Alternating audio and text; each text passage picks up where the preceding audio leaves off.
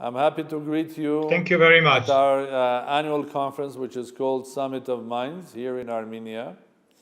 I'm a bit sad that you couldn't make to come here in person. Would love to show you Armenia. I would love to meet you as a fellow scientist. And I'm also happy to meet someone of your caliber that has done so much for everybody on this planet, discovering laws of nature. It's a wonderful trip of discovery. People always think that the great discoverer were Columbus. They don't realize that even Albert Einstein was a discoverer. He was not creating theory of gravitation. He was discovering it, which was created by God or by nature. So I'm very happy to see you, and I'm also happy that I know that you work also with Technion in Haifa. Yes, do you know the Technion? I know it very well because when I was young scientist, I was doing research on biometric theory of gravitation, and the person who was the founder of that theory together with Albert Einstein, who was Professor Nathan Rosen. Yes. Nathan Rosen was professor at Technion with his collaborator Mark Israelit, and we were in contact. I was a young scientist, and he was prominent scientist that had the glory of writing papers together with Albert Einstein. And later I came to Technion. And I was in Technion 1.5 years ago when I came to the memorial events related to Holocaust. After the events, I went to Haifa and I went to Technion and had the pleasure of giving a lecture about quantum politics. Not quantum chemistry or quantum physics, but what quantum behavior of politicians. So welcome to our summit. And I would love to hear in short, how do you see, if you can just describe what was the motivation when you were doing your research? I think for a lot of young people, it's very important to know how someone like you that eventually got a Nobel Prize, what was the focus, what you were doing before? That will be my first question. Please. Okay, let me tell you a little bit about history and you will understand how I became a scientist. When I was young, I was very curious. And one of the events that changed my life was a gift that my grandfather gave me. It was a magnifying glass. And I was walking through the fields of my city. Today, when you say the fields in my city, people say, what fields? Only high rises. But there were fields when I was young, looking at everything small. Insects, flowers, and so on. And I fell in love with the world of small things.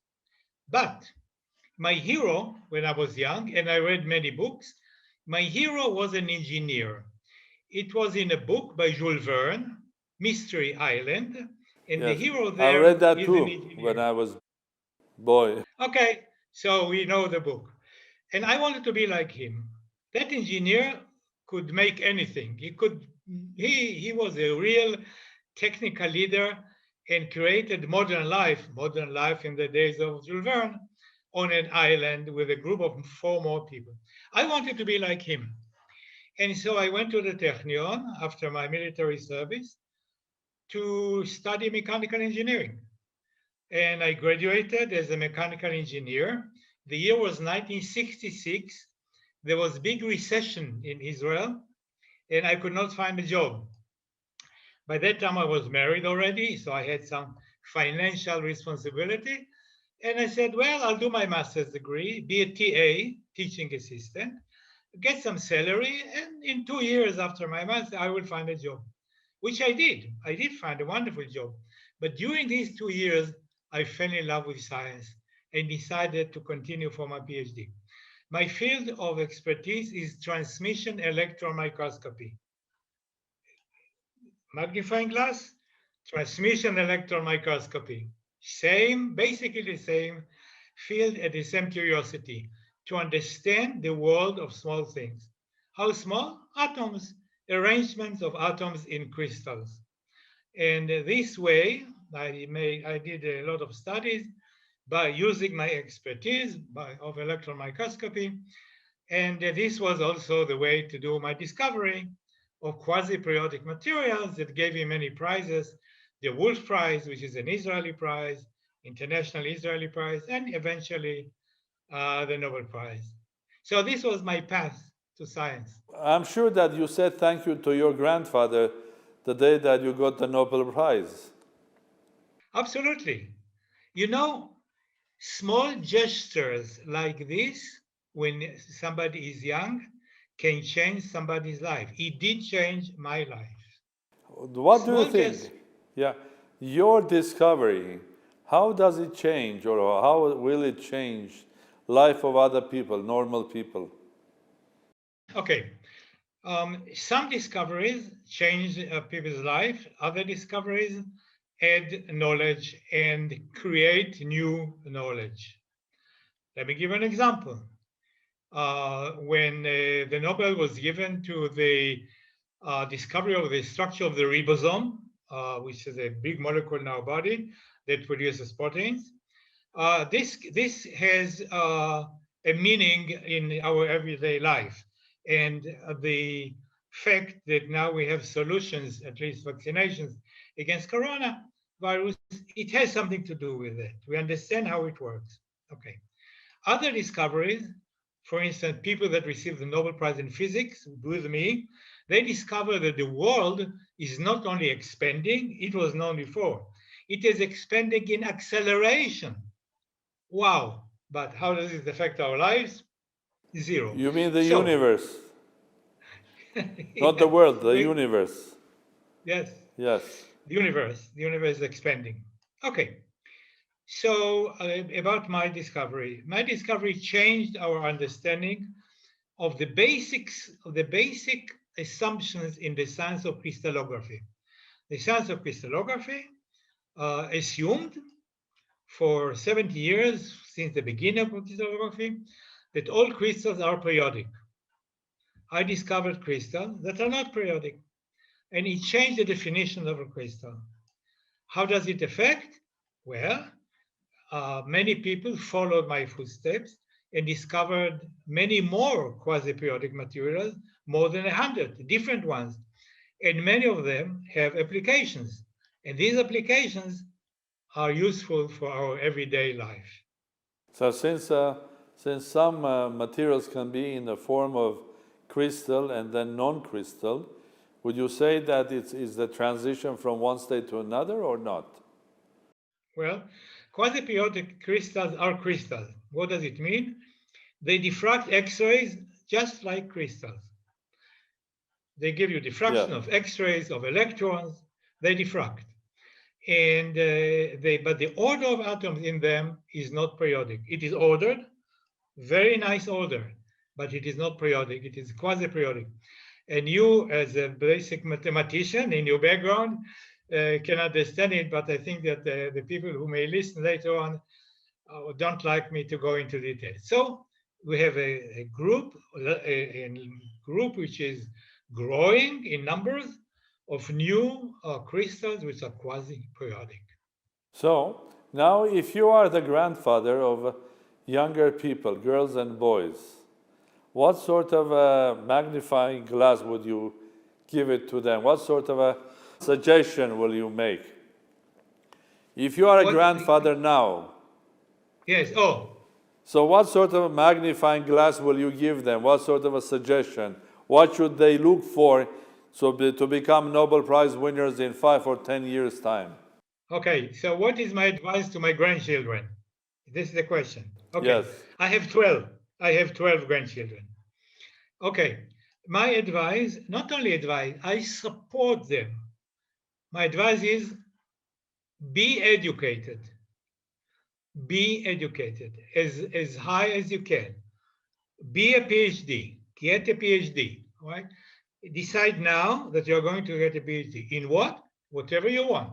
Something that you like. Find something that you like and become an expert in it. Whatever you want.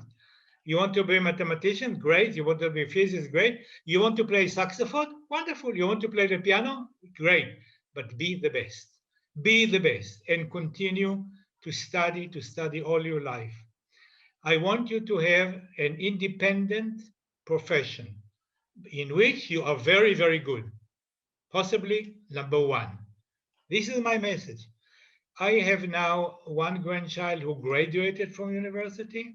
I have two more who are in university. I pay for their tuition of everybody. I paid for the tuition of my children. I now pay for the tuition of my grandchildren. Do you think that the modern educational systems are supporting excellence or not? Or what is that we have to do in our educational system to find excellent talent? Do the school education, university support excellence or not? Okay. Not only do I have an answer, I have been doing a lot in this field. Okay. I claim that we need to bring into the minds of young people rational thinking. They have to think in rational terms. They have to understand the world around them. Okay. And they have to know what is right and what is nonsense from a very early age. How early? Kindergarten. I created a program to teach science in kindergartens. This is not talking rabbits and flying dolls. No, real science in kindergartens. Well, can I have one? Can I have one? I want one of your programs for my grandchildren. Can you send it to me? Oh, okay. Your program, fantastic. Teaching Science. Okay, so I started this program with 60 kindergartens in my hometown, Haifa, which you know. 60. And it grew into a fantastic project. And many delegations from the world, I encourage a delegation from Armenia to come and see a science kindergarten. I will take them there. I will show them. They can take 1,000 pictures. They can copy it. I would like them to copy what I have done. I do it for many countries. Any country is interested, I am hosting. Okay? I really want the world to copy it for free. We give everything because this is a way to have a better world. Young people that think in rational terms, young people that understand the world around them will not listen to nonsense later on. Excellent. So on this very optimistic note, I want to thank you for our discussion. And the message that I take with you are two: to support and encourage young people to be the best. Doesn't matter what you do. Are you in football, sports, music, science, technology, or you are an artist? The second message is that you don't be afraid of teaching younger generation real science from kindergarten. Am I right? Yep, absolutely. And with these two great messages, I want to thank you, and I hope that tomorrow our colleagues and friends who are invited, and they are the community of the Summit of Minds, they will enjoy your contribution, and it will create another discussion about science, about excellence, about children as well. I propose that if we have another discussion some other day, I will let you originate it. We will talk about entrepreneurship, which is very important for Armenia. And we'll talk about intrapreneurship, being an entrepreneur within the organization. These are two important subjects. Some other time. When you have time. With great pleasure, we'll be in touch with you and we'll continue our discussions. And in the meantime, give my best regards to colleagues, professors at the Technion. Thank you very much. Pleasure to talk to you. Thank you very much. Good luck with your conference. Thank you very much indeed.